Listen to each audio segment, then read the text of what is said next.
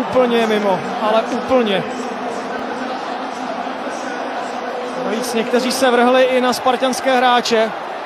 Proboha. Tak tohle je absolutně přes čáru a tohle na fotbale vidět rozhodně nechceme. A pozor, a slavističtí fanoušci zamířili i ke kotli hostů a teď tam létají světlice.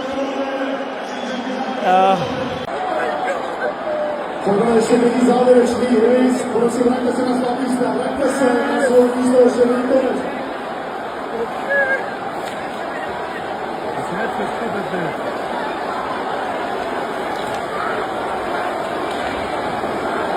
Oh my God!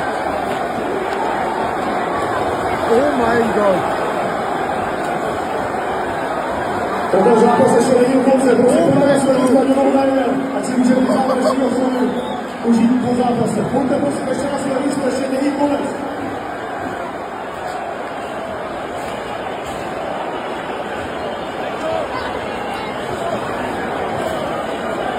This is